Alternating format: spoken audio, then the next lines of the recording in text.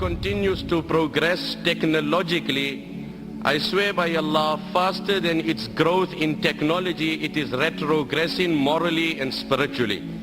While life seems to become easier theoretically, in theory when you analyze life today, we have such advanced modes of transport, such easy ways of communication. In theory, life seems easier than previous times, but practically life has become more challenging than the previous times. Tension, depression and frustration has, wallah, become the order of the day. Happiness, joy and prosperity is something of the past.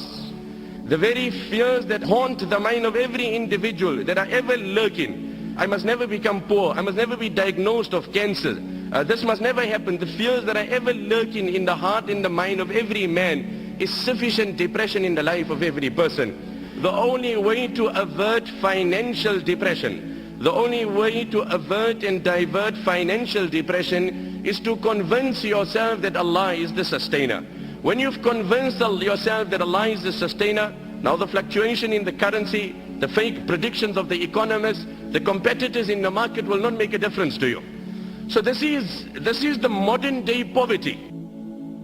That in the midst of affluence there is no joy. In the midst of comfort and luxury there is absolutely no joy.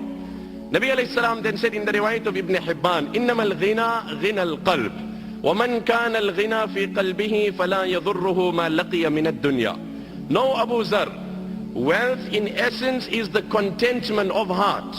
And no Niagara Falls and no Victoria Falls can give you that contentment that is divine from Allah. وَمَنْ كَانَ الْغِنَى فِي قَلْبِهِ. The one who has contentment in his heart, فَلَا يَضُرُّهُ مَا لَقِيَ مِنَ الدُّنْيَا. Then no amount of calamities and tragedies will harm this man, will depress this man. Nothing in this world will depress this man. Like they say, money can buy a house but not a home. Money can buy you a bed but not sleep.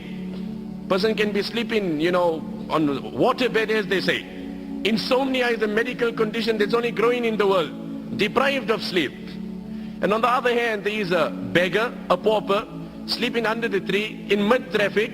The people are driving, people are busy, engaged, and he's enjoying the divine sleep of Allah in the shade that Allah has provided. I swear by Allah, the greatest contributing factor to depression is guna. Ask that young boy who after he takes a pill and he's on a bus and he's on cloud 9 and he's floating somewhere else, as soon as he becomes sober, he goes through such depression that he's left with one of two options. Either he commits suicide or takes a pill again. There's no other choice in the life of that young boy. This is nothing. These antidepressant tablets, that is escapism. You are hiding the reality. You are disguising and camouflaging. You are not solving. You are not soothing. It's like a person went to a particular motor mechanic. He had a problem in his car. He says, you know what, as I'm driving, there's this very strange and peculiar sound coming out, and I can't trace the problem. So the motor mechanic had a look at the car, but he couldn't trace the problem. He says, you know what, I can't really find anything, but I got a way out. I can solve the problem for you.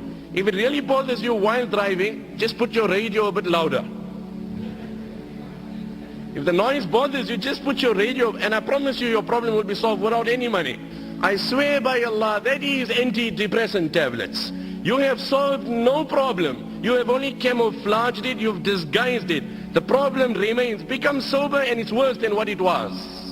Like they say, having Allah on your side does not mean sailing on the ocean with no waves. It doesn't mean that. But having Allah on your side means sailing in such a ship which no storm can sink. That is what it means. It doesn't mean you will not have storms. You will have storms, you will have waves. But when you have Allah on your side, no storm will sink that ship. It is contentment. Grab onto it. I swear by Allah, if you have it, you're a king without a throne also. What did the Nabi of Allah say? وَمَنْ كَانَ الْغِنَى فِي قَلْبِهِ. He who has contentment in his heart, فَلَا يَضُرُّهُ مَا لَقِيَ مِنَ الدُّنْيَا. No calamities of this world will depress him. It does not mean when a man has contentment, calamities will not come. No, Allah will give him the strength to react differently. He will not get emotional by situations. Allah gives you the ability to focus on the reward promised in that challenge in Akhirah. My brother, you have tasted the fake pleasure. You've seen how it has deceived you. I call you in this gathering and I invite you and I implore you. I introduce you to divine pleasure. I introduce you to spiritual pleasure. Wallah, there is such pleasure in salah. A time may Allah favor you with it, one and all. that moment comes in your life, Allah's qasam, where you will go in sajda. And I promise you, you will derive such pleasure. Allah's qasam, in His control is my life. You won't able to lift your head up.